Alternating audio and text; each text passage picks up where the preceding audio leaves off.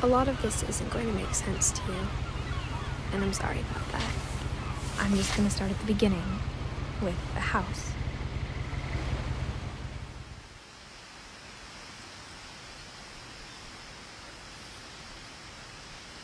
Someone had put up a chain link fence, but it looked like I wasn't the first person to hop it.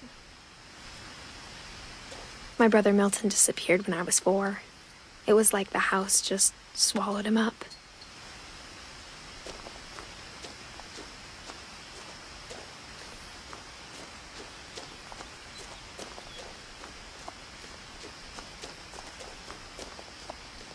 I lived here until I was 11, but I wasn't allowed inside half the rooms.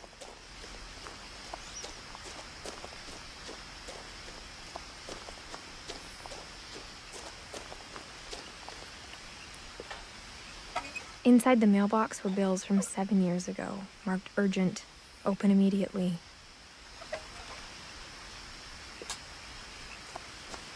I hadn't been back since my brother Lewis's funeral.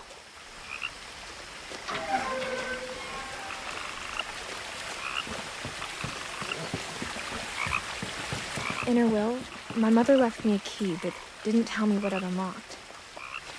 Maybe she thought I'd know, or she thought that the mystery would be enough to bring me back.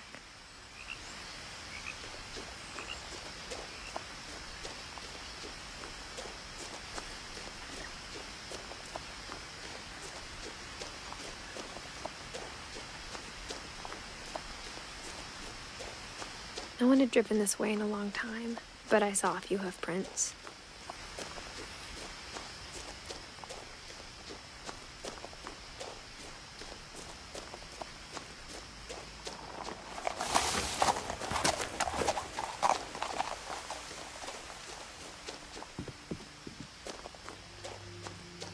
The truth is, even after I inherited the house, I never thought I'd come back to it.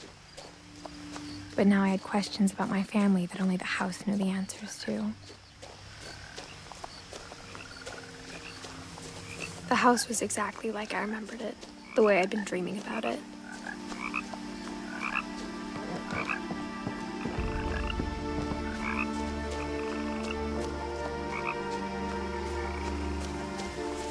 As a child, the house made me uncomfortable in a way I couldn't put into words.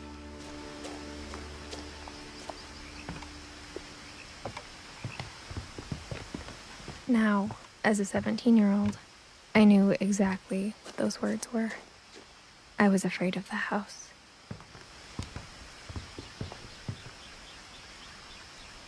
I hoped the key might unlock the front door. It didn't. Looking in, I felt like the house itself had been waiting for me.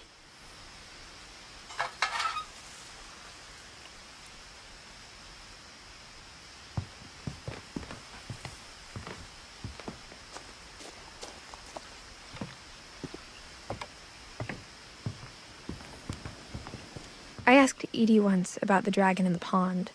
She said it had killed her husband. I was 6. It seemed like an odd joke to me, even then.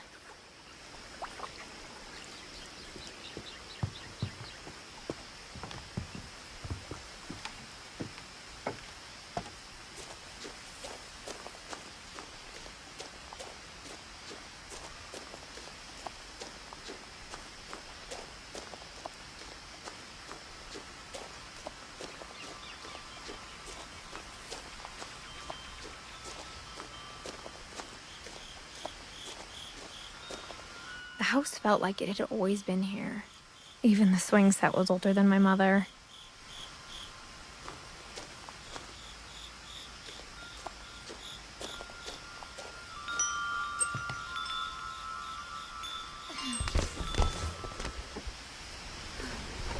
Crawling through the doggy door used to be a lot easier when I was 11. The power had been turned off the night we left.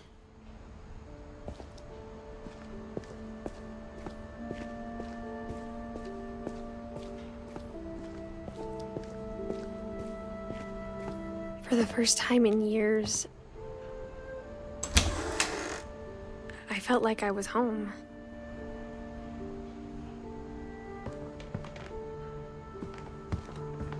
But instead of a family, there were just memories of one.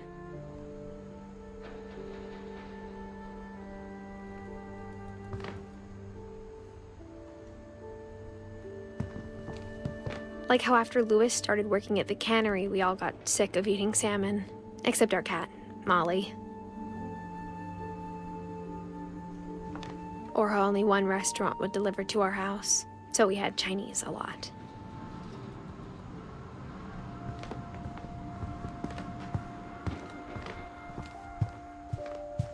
The table was still a wreck from the night we left. It was like a bomb had gone off, killing everyone but sparing the furniture.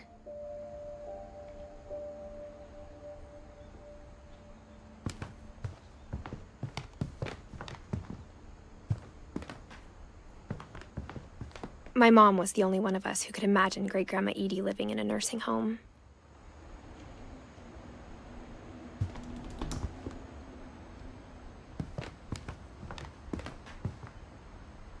Nothing in the house looked abnormal. There was just too much of it, like a smile with too many teeth.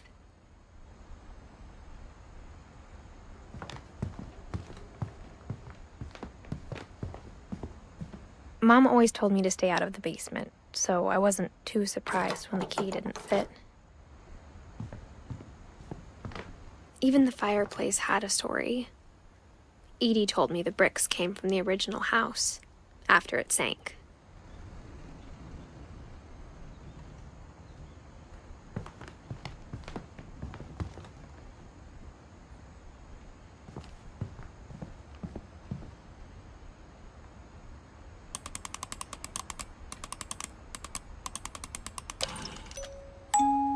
Great-Grandpa Sven built a music box for Barbara, along with the rest of the house.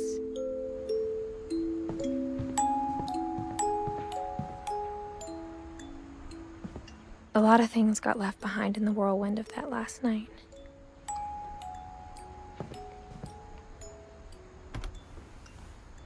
Edie told me once that every Finch who ever lived is buried somewhere in the library.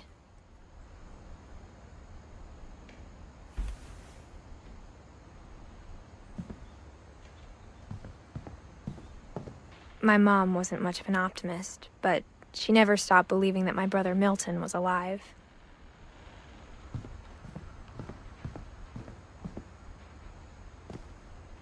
After Milton disappeared, Mom sealed up all the bedrooms. Then Edie retaliated and drilled peepholes.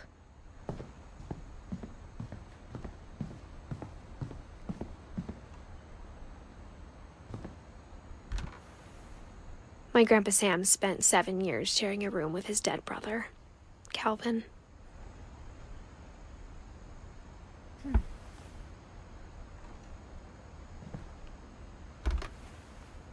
As a kid, I just assumed every house had peepholes and sealed rooms you weren't allowed inside of.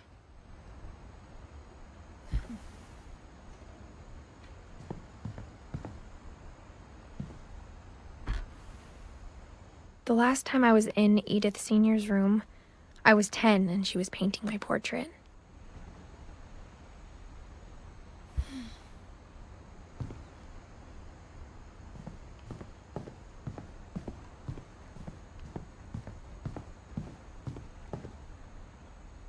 Edie's father, Odin, built the original house.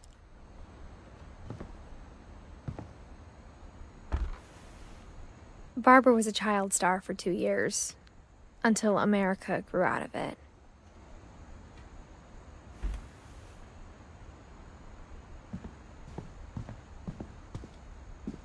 Mom must have locked the third floor stairs on the night we left.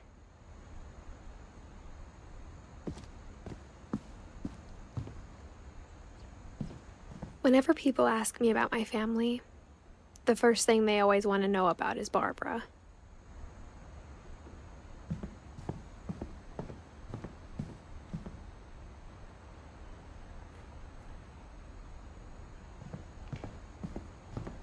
I spent a lot of time playing in Great Uncle Walter's room. I think my mom sometimes regretted not sealing it up.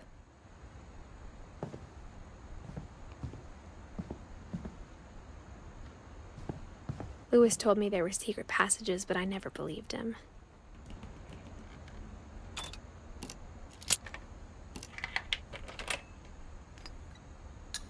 Turns out, my mom was really good at keeping secrets. Now it was time to find out what my mom had been afraid of.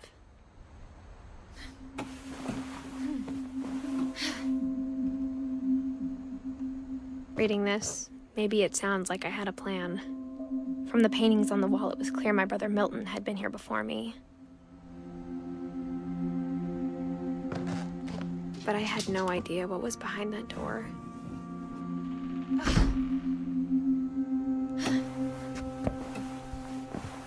Just like I had no idea where all this was gonna lead.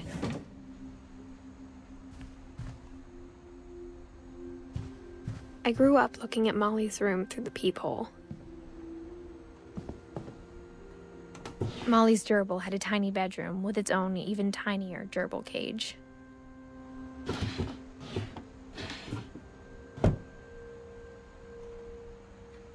Being inside for the first time, I felt like I'd stepped behind a painting.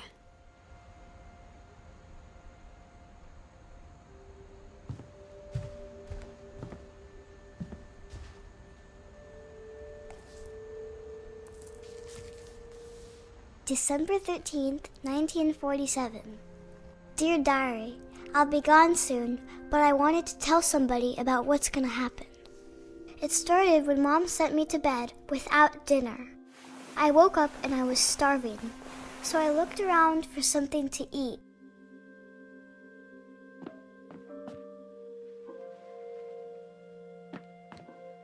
My Halloween candy was all gone.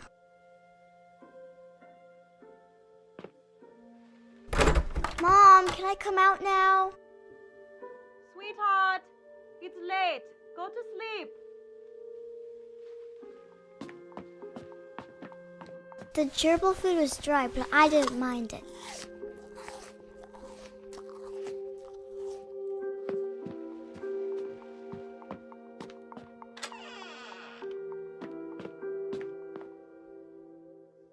I kept eating and eating.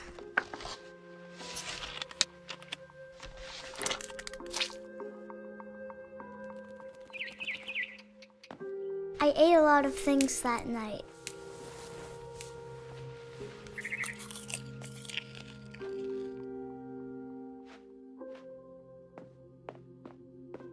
Then I heard chirping outside my window.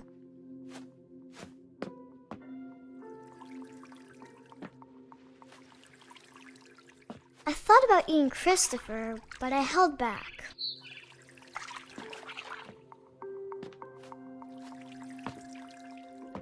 It was a barn swallow going back to her nest. I reached out for her.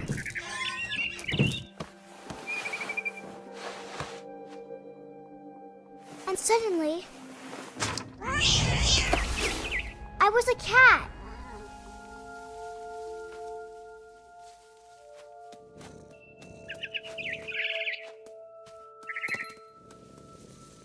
I tried to be quiet, but the bird was really scared.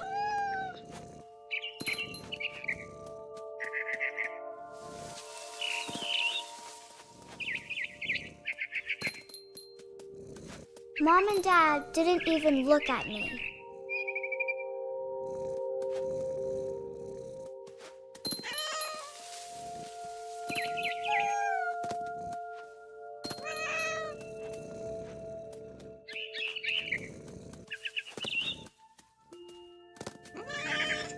The babies were all gone.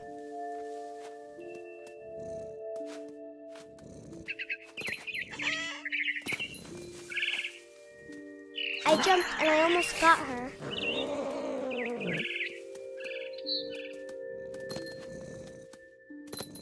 I could tell she was getting really tired. Now I was up in the big tree. I promised Dad I wouldn't climb it anymore. All I cared about was eating that mama bird. I gobbled her up.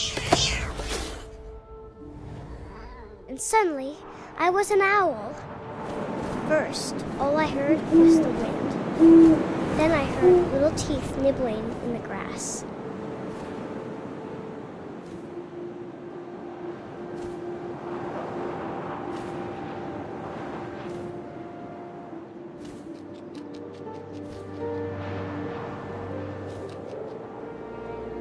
Rabbits.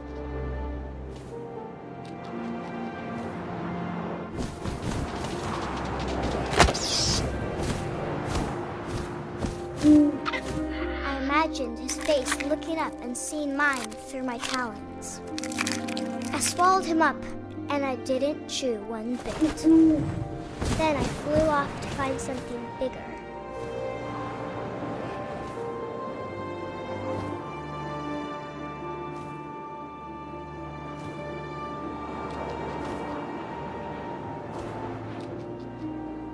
A mama rabbit.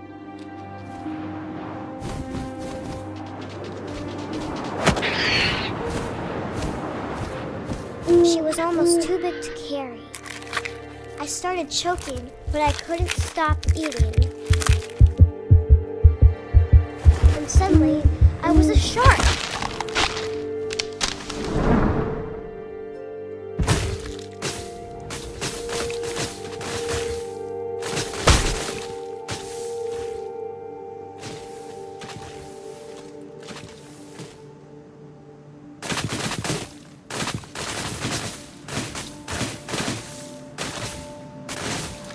I rolled off a cliff and into the ocean. Now, I was hungrier than ever.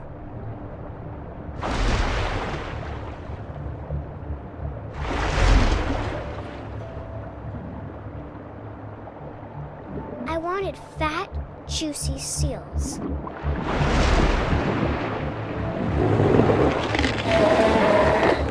I tore off her flipper, and it tasted really good.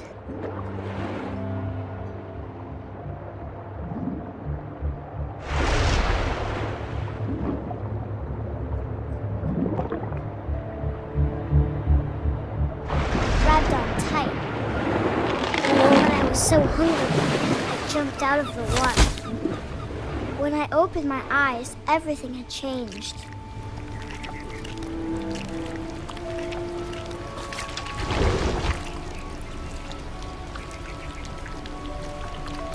Now I was a monster, and I smelled people everywhere.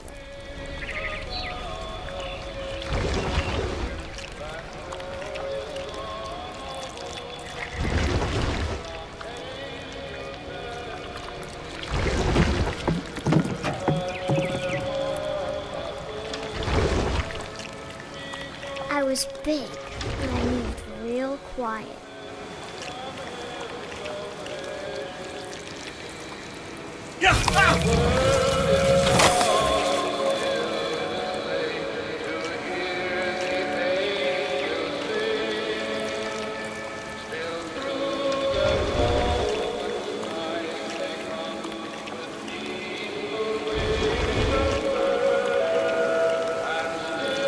I wanted to stop, but also I didn't.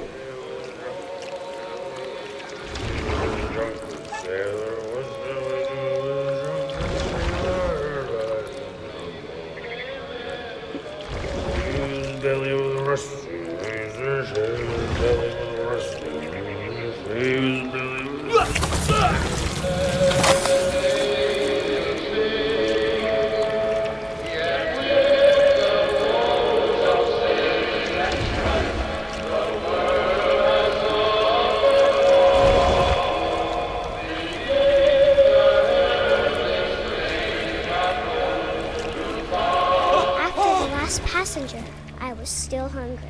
And across the water, I smelled something new. Something I had to have, so I swam towards it.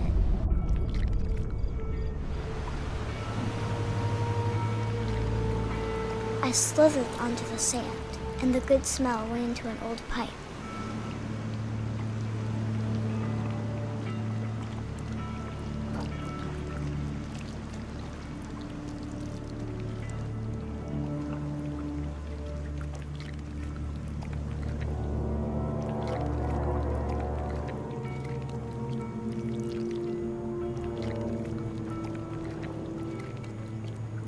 I got closer and closer.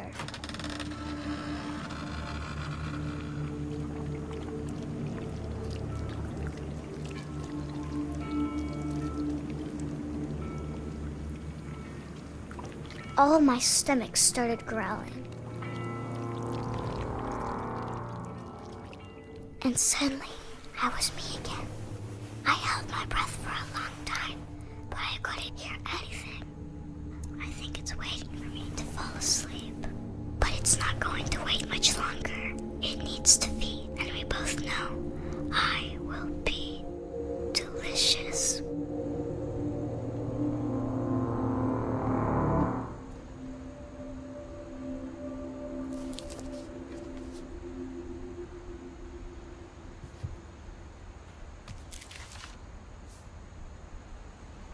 I'm not sure if I believed all of that, but I'm sure Edie would have.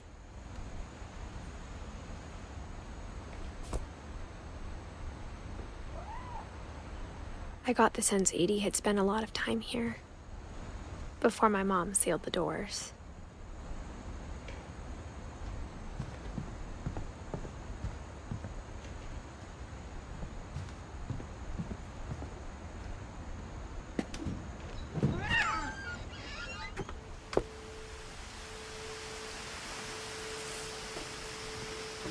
This will be obvious later, but my mom never told me any of these stories.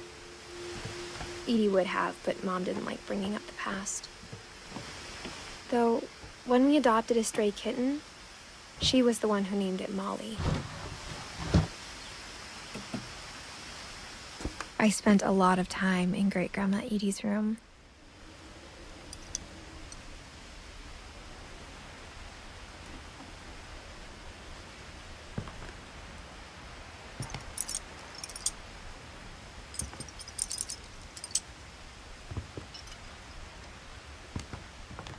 Louis died a week before we left, but Edie had already started to memorialize him.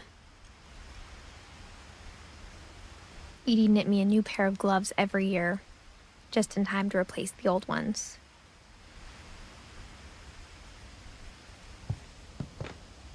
Her room was like a museum.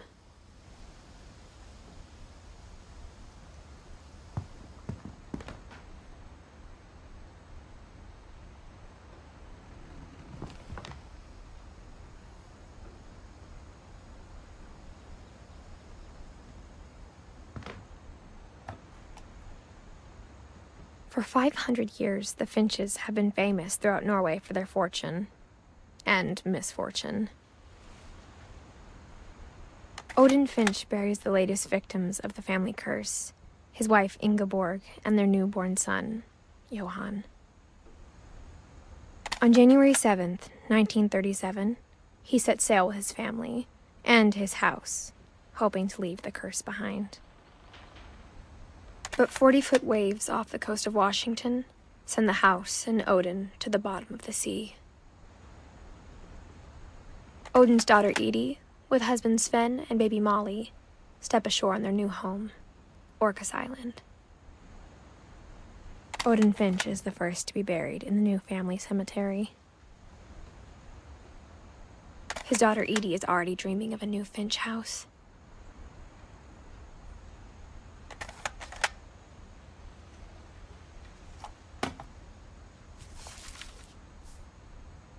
Whatever's wrong with this family, it goes back a long ways.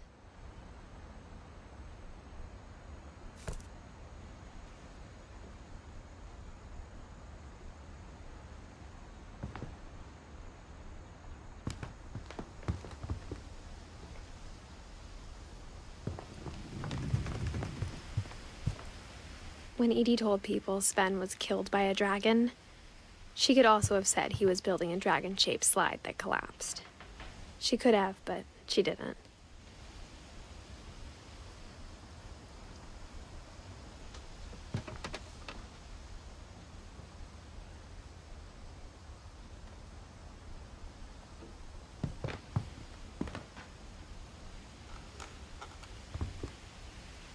One summer, they evacuated the island, but Edie refused to go. For a few weeks, she was a celebrity.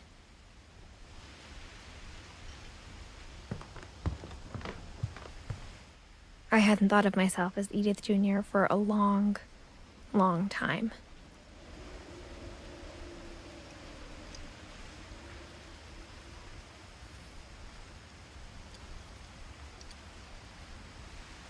Edie gave a big interview about a mole man living under the Finch house. My mom was furious. Even in her 90s, sometimes Edie seemed a lot younger than my mother.